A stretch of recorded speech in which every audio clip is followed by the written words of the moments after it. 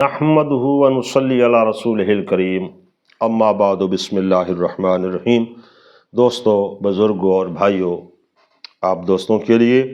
ایک عظیم نسخہ جو انسان کی طبیعت کو بھی درست کرتا ہے، معدے کو بھی راحت دیتا ہے،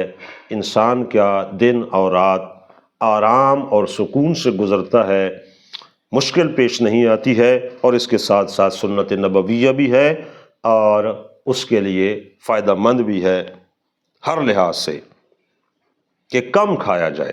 جتنی بھوک ہے اس سے کم کھایا جائے۔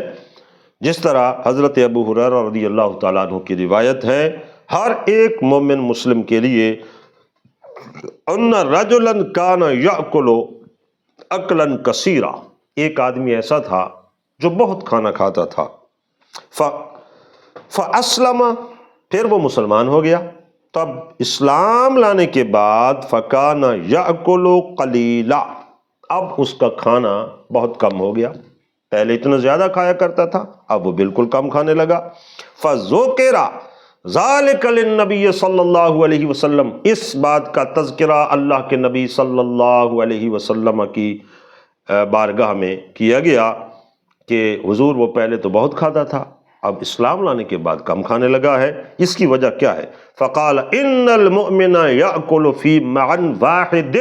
تو اللہ کے نبی صلی اللہ علیہ وسلم نے ارشاد فرمایا مومن جو ہے وہ ایک آنت میں کھاتا ہے، والکافر یاکل فی سبعۃ امعاء،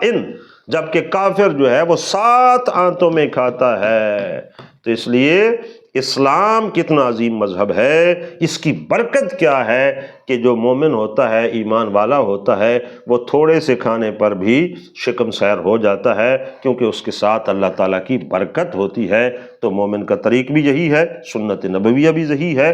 اور جو حکمت کا اصول ہے وہ بھی یہی ہے، تو اس کو اپنانے کی کوشش کرنی چاہیے۔ اللہ تعالیٰ ہمارے لیے عمل کرنا آسان فرمائے۔